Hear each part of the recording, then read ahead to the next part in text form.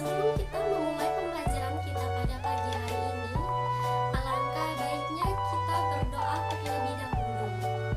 Berdoa dimulai, berdoa selesai. Nah, anak-anak, hari ini kita akan membahas tentang fotosintesis. Nah, anak-anak, ada yang tahu fotosintesis itu seperti apa? Jika anak-anak belum tahu, fotosintesis adalah proses tumbuhan hijau yang memanfaatkan tumbuhan hijau, memanfaatkan energi cahaya matahari, air, dan karbon dioksida untuk diubah menjadi karbohidrat bagi tumbuhan itu sendiri. Nah, fotosintesis hanya bisa dilakukan oleh tumbuhan-tumbuhan hijau, terutama yang mempunyai zat hijau daun atau klorofil.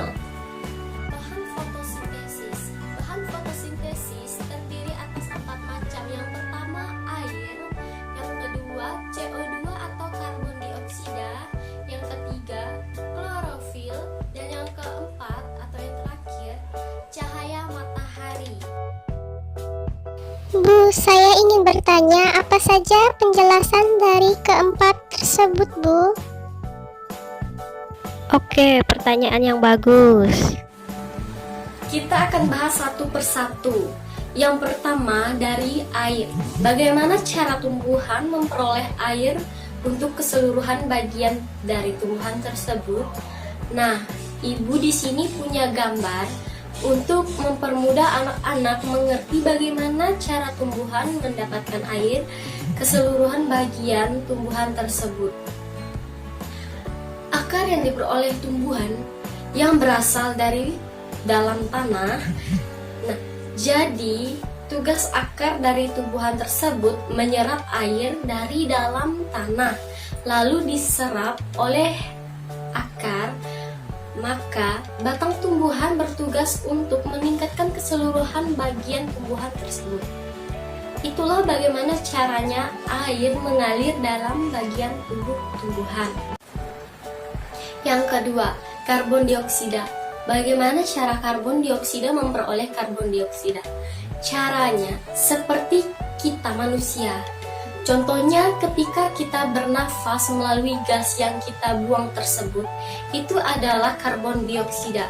Kita menghirup karbon oksigen dan melepaskan karbon dioksida dari dalam tubuh kita. Nah, kita bernafas melalui hidung kita. Tumbuhan juga mempunyai alat pernafasan yang disebut dengan stomata. Nah, stomata tersebut bertugas untuk menyerap atau menghirup karbon dioksida dari udara. Nah, karbon dioksida itu bisa berasal dari udara yang kita keluarkan dari dalam tubuh kita. Itulah bagaimana memperoleh karbon dioksida. Yang ketiga, klorofil. Klorofil ini disebut sebagai zat hijau daun. Klorofil ini berfungsi untuk menangkap cahaya matahari dan energi cahaya yang terjadi pada daun tumbuhan. Itulah fungsi dari klorofil. Nah, yang keempat, cahaya matahari atau energi matahari yang bertujuan untuk menyempurnakan keseluruhan proses fotosintesis dengan adanya energi cahaya. Selanjutnya, proses fotosintesis. Jika sebelumnya anak-anak belum tahu bagaimana sih cara proses fotosintesis, nah, Ibu akan menjelaskan lebih lengkap. Karbon dioksida yang ada di sekitar tumbuhan langsung diserap melalui jaringan stomata yang ada di daun air yang ada di sekitar tanaman. Langsung diserap melalui akar dan diteruskan ke daun melalui batang-batang tumbuhan. Tepat di siang hari, intensitas cahaya yang turun langsung dilengkapi oleh klorofil untuk proses fotosintesis energi sinar matahari yang sudah ditangkap tadi. langsung akan mengubah air menjadi oksigen dan hidrogen. Terakhir, hidrogen yang sudah dihasilkan tadi akan langsung digabungkan dengan karbon dioksida untuk menghasilkan zat makanan untuk kebutuhan tumbuhan tersebut. Sisanya, oksigen akan langsung dilepaskan ke udara melalui stomata. Yang terakhir, Hasil fotosintesis. Nah, hasil dari fotosintesis adalah karbohidrat untuk tumbuhan itu sendiri serta oksigen atau O2 yang dapat bermanfaat bagi manusia. Oleh karena itu, penting sekali menjaga dan memelihara tumbuhan untuk terus hidup. Karena tumbuhan mampu menjaga tingkat oksigen yang tersebar di udara. Anak-anak, tugas kalian di rumah yaitu membaca atau mempelajari ulang tentang materi yang sudah kita bahas pada hari ini, yaitu tentang fotosintesis. Kita akan melihat proses fotosintesis. Tahukah kamu proses fotosintesis? Fotosintesis adalah proses pembentukan karbohidrat dari karbon dioksida atau CO2 dan air H2O. Dengan bantuan sinar matahari, tumbuhan mampu melakukan fotosintesis karena mempunyai sel-sel yang mengandung klorofil atau disebut zat hijau daun.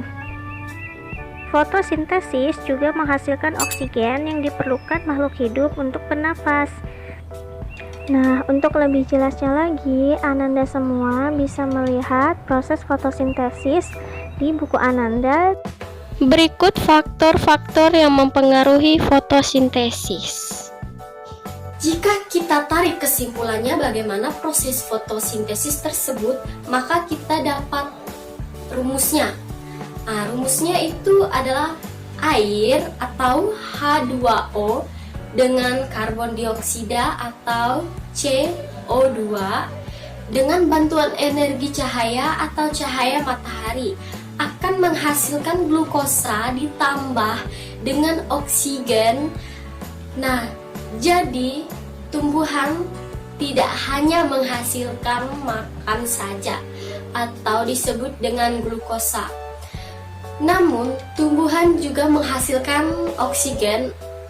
Nah, oksigen tersebut dapat kita hirup lagi.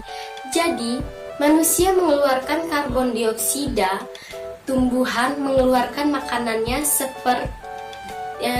mengeluarkan makanannya sendiri dari oksigen. Nah, sampai di sini masih ada pertanyaan anak-anak?